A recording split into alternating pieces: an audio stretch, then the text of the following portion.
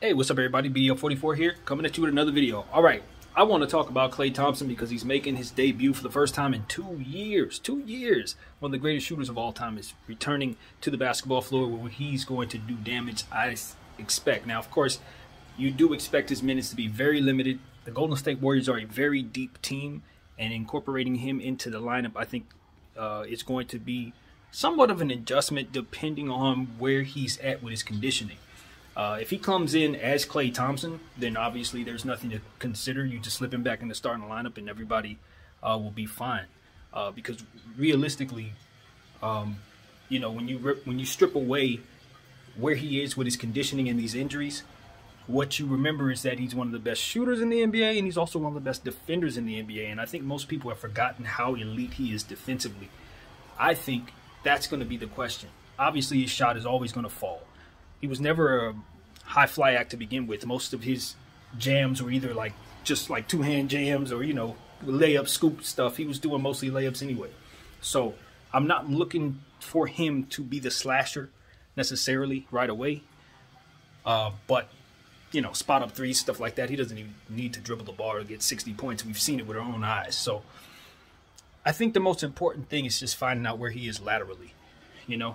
Conditioning, wind, all of that is fine, but how does his legs look now that he's been away from the game for 2 years with these injuries? And that'll determine what we expect from him early on, or at least for the rest of the season. Limited minutes I expect. He's not going to play back-to-backs, that kind of thing. That's just to be expected. But the most important thing to understand is that the Golden State Warriors are getting healthier, as if they needed any more help to make them a better team. Now, I wonder about the adjustment just in general. When you incorporate big pieces back into your lineup when you're playing very well, it does tend to jolt the lineup a little bit. So it could be a little of that, but Klay Thompson's such an elite scorer that I can't see any drop-off taking place whatsoever with him on the floor. I mean, I really don't. Even if the defense is not there, he spreads the floor so well and does the things that he does so well that how much of a liability could he actually ever be? That's the question. I mean, you got the best shooter, the best two shooters in the game are on the same team. I mean, it's just ridiculous, but it is what it is. So welcome back. The Splash Brothers are reunited.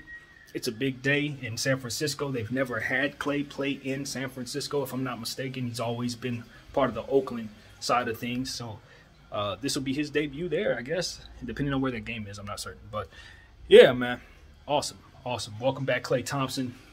Everybody here in Laker Nation, you know, we have ties to your pops, so we're rooting for you just off of the strength of that. But most importantly, one of the best players ever is coming back to the game. And look, the more and more I think about that top 75, the more ridiculous it seems to me that he's left off of it. So that, I don't know. No Dwight, no Klay, that thing doesn't hold a whole lot of credibility with me. Some of the players that are on the list are struggling right now, so it's kind of hard to gauge things in real time.